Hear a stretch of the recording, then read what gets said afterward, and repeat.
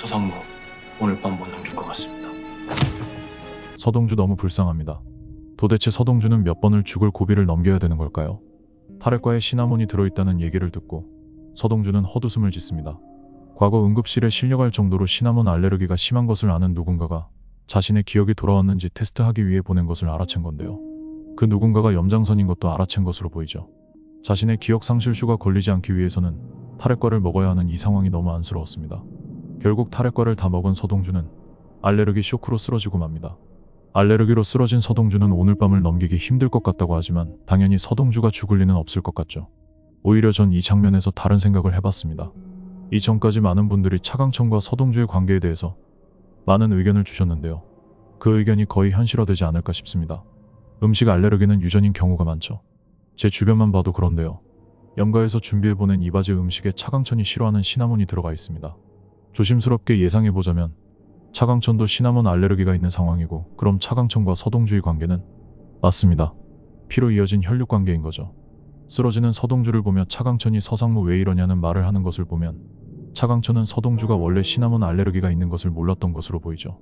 서동주가 시나몬 알레르기가 있는 것을 눈앞에서 확인한 차강천은 뭔가 이상함을 느낍니다. 바로 지선우도 시나몬 알레르기가 있었던 거죠. 지영수는 과거 차강천의 내연녀로 둘 사이에서 지선우가 생기게 되고 차가의 압력에 외딴 곳으로 도망칩니다. 그곳에 차강천은 먹고 살 수는 있도록 빵집을 하나 차려주죠. 평소 빵을 좋아했던 지선우는 엄마가 만들어준 빵을 먹고 갑자기 쓰러집니다.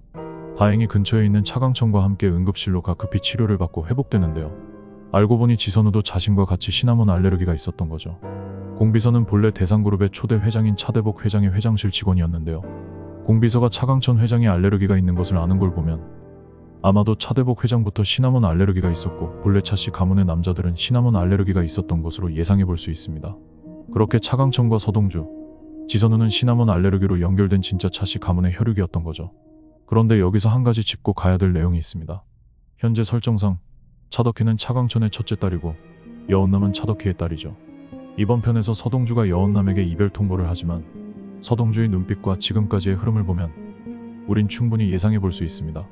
아마 서동주는 여운남을 결국 잊지 못하고 절절하게 다시 만나겠죠. 그런데 서동주가 차강천의 아들이라면 꼬입니다. 아주 심하게 꼬이죠.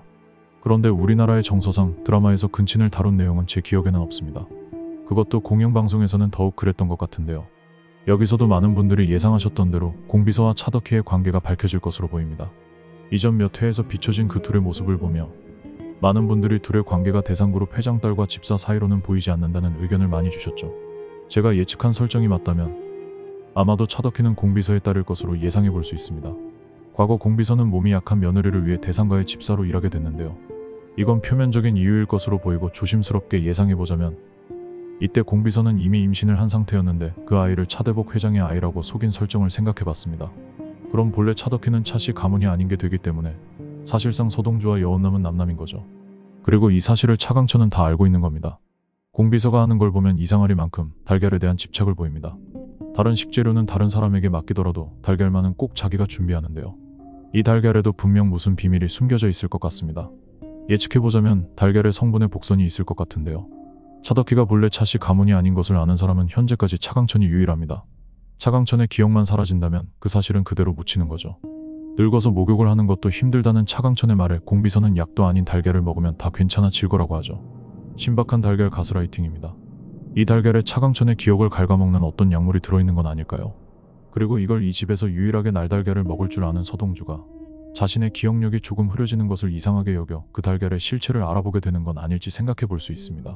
염장선이 아끼는 후배로는 이제 내게 별로지. 가서 염장선 들이받고 와.